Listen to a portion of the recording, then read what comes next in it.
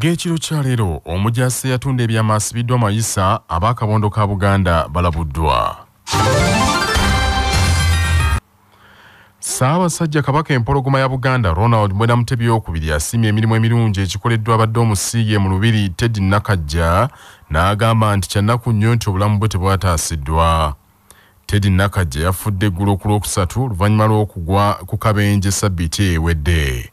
Omuteregga Natalinnya Kateeba asinzidde mu Lubiri lw'Emmengo n'amusiima nnyo olw'okubeera ow'empisa era omwetoowaze.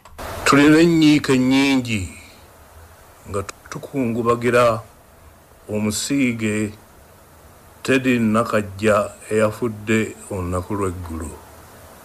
Okufa kwe kwavudde ku kasiwa akazibikidde kye twandiise blood clot oluvannyuma lw'akabenje ke yafuna ssabbiiti ewedde byali atwala omwana we mu ddwaliro. Omugenzi Teddy Nakajja yasiigibwa ekika ky'envuma nga wa myaka 9 amangu ddala ng'amatikkira gaakaggwa mu 1993 e Naggalabi Buddo. Omutaka Kyaddondo olwo yali agoberera ennono lya Buganda n'okutuukiriza obuvunaanyizibwa obw'ekika kye eri Namulondo. Omugenzi Teddy Nakajja bwe yatuuka mu Lubiri yatandika okuyiga emirimu era n'okusoma ng'ava mu Lubiri. Bwe yakomangawo okuva okusoma yatendekebwanga abakyala abakulu mu by'obuwangwa n'ennono omuli empisa, obuwulize n'obwetoowaze. Ogumu ku mulimu omunene gwe yakola kwe kulera abalangira n'abambejja abaali bakyali abato. Yabaagalanga nnyo, ekyo nange nakirabangako n'amaaso gange, era nabo ne bamwagala, era agenze okufa ng'aleze n'omuzzukulu n'ava. Bwe yamaliririza emisomo twamwerondera ffeffe nnyini okukola emirimu egy'obuvunaanyizibwa mu woofiisi y'omu Lubiri olw'obukozi, obuwulize n'obwesigwa bwe twamulabamu. Yatandikira ku mulimu gw'okwaniriza abagenyi abatongole mu Lubiri.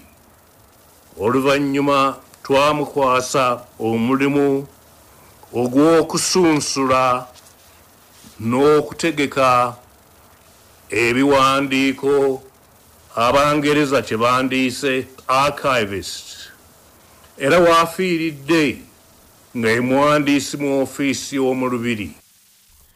Maasomoja agambye nti omugenzi Teddy Nakajja abadde kyakulabirako kirungi eri abavubuka abaagala okuweereza Obuganda ne Namulondo. Obulamu bw'omusiige ono bulagira ddala bulungi nti ne ku mulembe guno abavubuka abaagala Obwakabaka ne beewaayo okubuweereza basobolera ddala okutuukiriza obuvunaanyizibwa bwabwe n'okwekulaakulanya mu bulamu bwabwe. Tusiima nnyo abaweereza bonna abaatandika nga bato n'abo abaayita mu mbeera ez'enjawulo, ng'ezimu si nnyangu n'akamu n'akatono, naye nga kati balina obuvunaanyizibwa obw'amaanyi mu Bwakabaka n'awalala. Era abo tubalinamu essuubi ddene okutwala Obwakabaka mu maaso.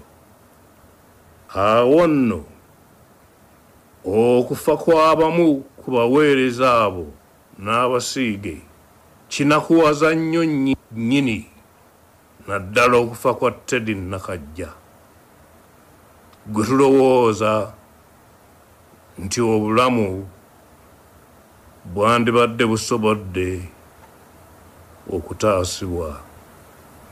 Katonda amuwummuze. Namunswa era asimye abasiige n'abaweereza mu lubiri abeewaayo okuweereza Namulondo saako abazadde n'abakulu b'ebika abafaayo okutuukiriza ennono ya Buganda. Ku mulembe guno newankubadde ng'embeera yakyuka nnyo, abakulu b'ebika baffe bafubye nnyo okutuukiriza obuvunaanyizibwa bwabwe nga bawaayo abasiige mu lubiri nga tebafuddeeyo ku mbeera enzibu etali nnyangu. Bangi ku basiige abaaleetebwa mu lubiri tetwasobola kubasigaza olw'embeera eyakyuka, kyokka omugenzi Nakajja y'omu ku batono be twasobola okusigaza. Katonda era tumwebaza. Olwaleero njagala okusiima mu ngeri ey'enjawulo abasiige n'abaweereza abajja nga bato ddala ng'Obwakabaka bwakaddizibwawo nga tebafuddeeyo ku byanfuna. Mu ngeri y'emu njagala okusiima abakulu b'ebika n'abazadde abasiige abaatuukiriza obuvunaanyizibwa obw'ennono mu kiseera ekitaali kyangu. Mu buufu bwe bumu, Ssaabasajja Kabaka empologoma ya Buganda Ronald Bwenda Mutebi II asimye emirimu egikoleddwa musajja we Levi Zimbe eyavudde mu bulamu bw'ensi eno. Obubaka bw'empologoma busomeddwa minisita w'ebyobuwangwa n'ennono Oweekitiibwa David Kiwalabe Male mu kuziika omugenzi Levi Zimbe ku kyalo Kasozi mu ggombolola y'e Busukuma mu disitulikiti y'e Wakiso. Omukyala Letitia Nakirijja Zimbe Mpereerwe munnaffe tuwulidde n'okusalirwa kungi n'amawulire ag'okufa kw'omwami wo omwagalwa era mukwano gwaffe Levi Zimbe kitalo nnyo. Tukusaasidde nnyo olw'okufiirwa munno bwe mukuumaganye okumala ebbanga eddene ate naawe ng'oli ku ndiri. Tusaba Mukama akugumye era akusuuse obulwadde obukyakutawaanya. Tusaasira abaana Henry Zizinga ne Rachel Nabisubi olw'okufiirwa taata. Mu ngeri y'emu tukubagiza Omutaka Muyingo olw'okufiirwa omuzzukulu abadde ayagala ekika kye. Twegatta ku booluganda n'emikwano okukungubagira omuntu eyakolera ennyo okuzzaawo Obwakabaka. Y'omu ku bavubuka abaatandika ekisinde ky'okuzzaawo Obwakabaka. Yakola ku buli mutendera okulaba nga kino kituukirira. Obwakabaka bwe bwaddawo yeewaayo okuweereza n'okubanga omusingi kwe butambulira. Obwakabaka ne Namulondo tumusaaliddwa nnyo. Omugenzi abadde munnabyamizannyo ng'akolagana bulungi n'abantu era kino kyamusobozesa okukulembera disitulikiti y'e Mpigi okumala ekiseera. Twebaza Katonda olw'obulamu bwe n'emirimu emirungi gye yamukozesa. Tusaba Mukama abagumye mu buyinike n'omugenzi amuwe ekyumulo eky'emirembe. Nassaako omukono gwe Ronald Muwenda Mutebi owookubiri Kabaka. Oweekitiibwa Kiwalabye Male ku lulwo agambye nti omugenzi Levi Zimbe yayagala nnyo gavumenti eno eriko NRM naye waafiiridde abadde akukkulumula obutali bwenkanya obuliwo. Omulabirizi w'ennamirembe ekitaffe mu Katonda Wilberforce Kyoluwalira agambye nti ekiseera kye tulimu kizibu nnyo era kisaana kusabira nnyo. Omuwanika w'enkuluze omukungu John Kitenda agambye nti omugenzi yaweereza Kabaka mu mazima n'obwesimbu awatali kwebalirira. Abaana b'omugenzi bakulembeddwa mu Henry Zizinga beebazizza nnyo Mukama Katonda olw'obulamu n'emirimu gy'awadde kitaabwe. Omugenzi Levi Zimbe yali ssente wa disitulikiti y'e Mpigi wakati w'omwaka 1998 okutuukira ddala mu 2002. Ate mu 2003 okutuuka 2007 ye yali ssenkulu wa Buganda Land Board era okuva mu mwaka 2007 okutuuka lwafudde abadde atuula ku boodi ya Buganda Land Board. Ababaka ba Paalamenti ab'akabondo ka Buganda baweereddwa amagezi beerabirira eddala enjawukana ez'ebibiina byabwe naye basoosowaze nnyo ensonga ssemasonga ettaano eza Buganda.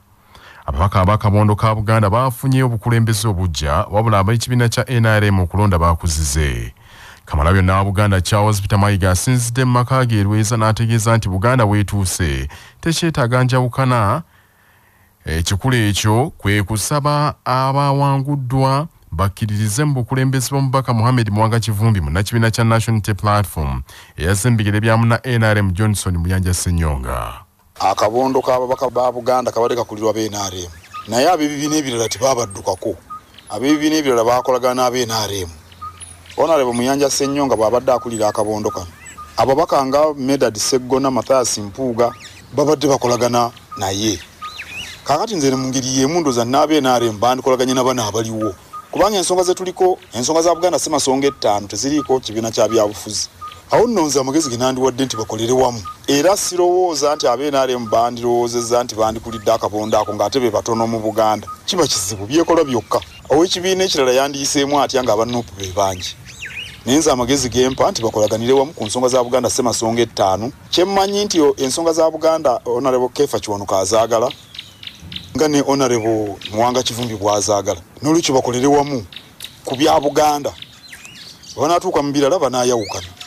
Aga amagezi nze gempa. Katikkiro asabye abakulembeze b'akabondo kano okukolera wamu n'abava mu bitundu ebirala ebya Uganda bayambeko okulwanyisa ebisoomooza abantu baabwe. Ayozayozezza abakulembeze abalondeddwa era n'abaagaliza obuweereza obulungi. Manya obuvuna obuddo obw'eddembe lyo tonyigirizibwa ddembe lyo ery'obwebange. Kikyamu okuwagira ebikolwa eby'okuwamba abantu nga munnamateeka Abdallah Kiwanuka bw'annyonnyola. Kimenya amateeka omuntu yenna okupangisa oba okuwa liizi kebeere ng'eri ku nnyumba oba ku kizimbe ng'ekigendererwa kyakuyambako mu kuwamba abantu oba nga babakuŋŋaanyirizaamu oba nga bakubiramu ebipande oba nga bagabiramu basinziira omwo ne bagenda bagaba obupande nga ekigendererwa kyakutwala omulimu gw'okuwamba abantu mu maaso. Omuntu yenna akwatibwa nga yabadde yapangisizza awantu awakolebwa emirimu egyo bw'akwatibwa omuntu oyo basobola okumusiba emyaka 10. Gavumenti ya Uganda erabudde abakuumaddembe abakwasa amateeka g'oku nguudo mu kiseera kino eky'omuggalo obutalemesa balwadde kutambula naddala abeetaaga obujjanjabi obw'amangu. Minisitule y'ebyentambula egambye nti waliwo abantu nga si bakozi ba nkizo wabula nga beetaaga okutambula nga abagwa mu kkowa eryo bwe babeera n'ebiwandiiko ebibawa olukusa okutambula balekebwenga. Minisitule eragidde abakulira ebitongole bya gavumenti batandike okwevugira mu mmotoka bo bennyini na bennyini baddereeva balekeeka olw'okwewala omujjuzo. Minisitule etangaazizza ku bipalati ebiweereddwa abantu ebibawa olukusa okutambula nti bino nno byakumala ennaku 14 zokka bizibe bujja ate ababirina tebalina kusukka Kampala n'emiriraano. Watson Katushabe omukungu wa Minisitule y'ebyentambula alambuludde ku by'ebipalati ebyo. Abatambula public transport advising ministries, departments and agents that babeereka kubanga ekyo kijja kuyamba abantu abatalina mmotoka ezaabwe okuvuga kuva eka oba kugenda ku office. Otherwise kijja kuba kizibu mpoza omuntu bw'oba omugambye nti tambula ate ekyo tekisoboka. Then waliwo n'aba office aba government bw'oba olina olukusa kuva ku accounting office oba permanent secretary kubanga etteeka ligamba nti bw'oba oli mukozi wa government at officer level or chauffeur driven nga tonaba kuvuga mmotoka ya government olina okusooka ofune olukusa kuva wa permanent secretary oba accounting officer. Ono annyonnyodde nti abakozi abakozesa entambula ey'olukale basaanidde kusigala waka so nga abakozi ab'enkizo ng'abasawo ab'amawulire bannamakolero n'abalala tebateekeddwako bukwakkulizo kubanga ku bbanga mwe balina okutambulira kavuna tebamenya mateeka ag'okwetangira ekirwadde ki COVID-19.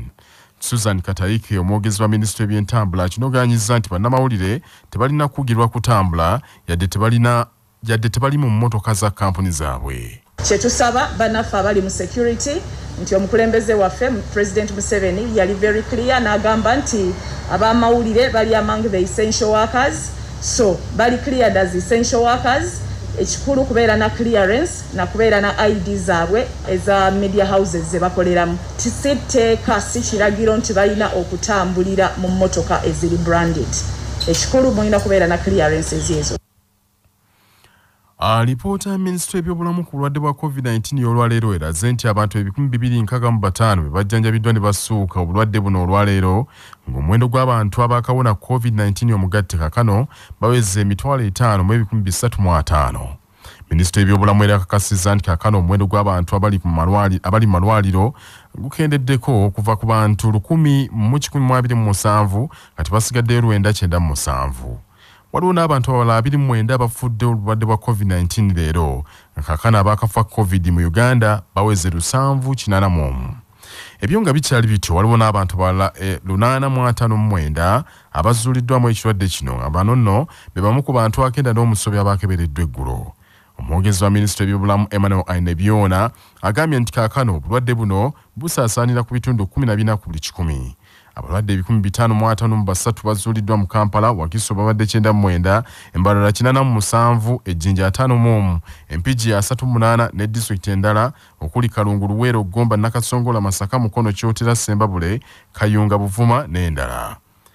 Ebyo nga biri bityo Pulezidenti Yoweri Museveni Tibuhaburwa alangiridde nti enkya ku Lwokutaano lwakuumulawo mu Uganda okusobozesa okuwaayo akadde okusabira eggwanga lino n'okugyanjagira omutonzi ataase eggwanga lino ekirwadde kya COVID-19 ekifuuse essaanya. Amaka g'omukulembeze eggwanga gategeeza nti okusaba kuno kwakubaawo nkya mu ttuntu era bannaddiini baakusinziira mu masinzizo gaabwe okugoberera okusaba kuno mu nkola eya Zoom. Abalokole baakusinziira Lubaga mu kkanisa ya Lubaga Miracle Center Cathedral, aba Advent baakusinziira Kasozi Ekireka, ate abakatuliki basinzire mu Lutikko Lubaga, abayisiraamu e Kampala Mukadde ku muzikiti gwa Gaddafi Mosque. Mu mbeera y'emu Abasodoksi baakusinziira ku ekelesiya eya St. Nicholas Lutikko Namungoona, ate Abakristaayo basinzire mu kkanisa ya All Saints Cathedral e Nakasero mu Kampala. Bannayuganda mu mbeera eno baakugoberera ebinaaba bigenda mu maaso nga basinziira ku radio, TV n'emikutu egy'amawulire emirala. Amawulire g'ebyemizannyo mu mawulire gaffe agacya Basafama. Pulezidenti w'ekibiina ekiddukanya omuzannyo gwa basketball mu Uganda ekyafuba Nasa Serunjoja agambye ttiimu y'eggwanga ya Silverbacks yakuba enkambi mu kibuga Kaire ekya Misiri okweteekera empaka ezasigalira eza FIBA Afro Basketball Qualifiers.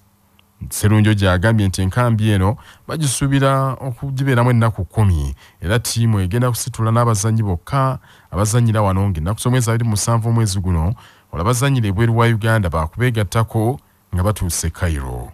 Silverbacks yakuzannya ne Morocco ng'ennaku z'omwezi 8 omwezi ogujja, olwo esembeyo Cape Verde nga 15 omwezi ogujja. Emizannyo egy'ekibinja E gye gyasigalira oluvannyuma lwa Silverbacks okuyimirizibwa ng'abazannyi baayo bazuuliddwamu ekirwadde ki COVID-19. Mu kibinja kino Misiri yayitamudde okugenda mu mpaka ez'akamalirizo ezinaabeera e Kigali okutandika mu mwezi ogw'omunane era Uganda, Morocco ne Cape Verde zirwanira bifo bibiri ebyasigalawo. Omutendesi wa Silverbacks yalangidde ttiimu y'abazannyi 12 okweteekera omuzannyo gino nga kuliko abazannyi 2 abajja abataali ku ttiimu yazannya emizannyo egyasooka. Amawulire okuva ebweru w'eggwanga. Omujaasi wa Amerika kkooti emukalize ku myaka 23 ajebake mu nkomyo ng'ogumuse mu V omukwano gwamuyinga n'akwata ebyama by'amagye n'abiwa omulabe. Nakyalono Mariam Thompson w'emyaka 62 egy'obukulu bwe baali mu ddwaniro Iraq yagwa mu mukwano n'omusajja omutujju ow'ekibiina kya Hezbollah ekya Lebanon. Bw'atyo n'amubbirako ku byama n'atuuka n'okumubuulira enfo abajaasi wa Amerika gye baali bekukumye ne gye bagenda okkuba. Omukyalo oyo Mariam Thompson kigambibwa nti munnannimi era omulimu gwe omukulu gwali gwa kutaputa nnimi mu magye ga Amerika ng'ekyo kyamufuula wattutumu nnyo era abadde ku ddala lya waggulu. Nga bali mu Iraq omukyalo yagwa mu mukwano n'omusajja enzaalwa ya Lebanon era bw'abadde mu kkooti ayogedde kati nti olutalo lwali lwamutuuka dda ku bwongo nti kyokka yali amaze ebbanga ddene ng'anoonya omwagalwa tamufuna nga n'emyaka gimuweddeko. Ye we yagwira ku musajja ono nti era buli kye yamuwa yakimuwanga mu ngeri ya kumuyamba nga mukwano gwe nga yeerabidde nti ensi yali agisuula mu ntata. Wabula bamukomeredde nti olw'obumanyirivu bw'alina n'ebbanga lyaweereza mu ggye lya Amerika byonna yabikola bitegeera bulungi n'obulabe bwe yali aleetera Amerika era bakama we babadde baagala asiba emyaka 30. Ekitongole kya Amerika ekikesi ki FBI kye kyamugwamu omwaka oguwedde 2022 kyabadde nga asomolera asomolera omwagala waawe ebyama by'amagye bw'atyo n'akwatibwa. Omulamuzi John Batesa amukendeereza ku kibonerezo n'amusiba emyaka 23 ng'akikaatiriza nti newankubadde yagwa mu nsobi naye omutima gw'omusaasizi gwe gwamusuula mu mitawaana egyo. Bannaffe ag'essaawa zino kangamalirize mu bufunze.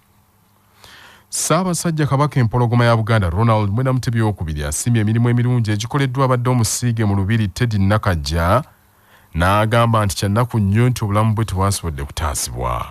Gavumenti ya Uganda erabudde abakuumaddembe abakwasisa amateeka g'oku nguudo mu kiseera kino eky'omuggalo obutalemesa abalwadde kutambula naddala beetaaga obujjanjabi obw'amangu. Alipoota ya minisitule y'ebyobulamu ku bulwadde bwa COVID-19 leero eraze nti abantu 255 bajjanjabiddwa ne bawona obulwadde obwo ng'omuwendo gw'abantu abakawona COVID-19 omugatte baweza 5,305. Omujaasi wa Amerika kkooti emukalize ku myaka 23 agyebake mu nkomyo ng'ogumuse mu vvi omukwano gwamuyinga n'akwata ebyama by'amagye n'abiwa omulabe. Bannaffe ge mawulire ekiro kya leero agundegunde omuterega.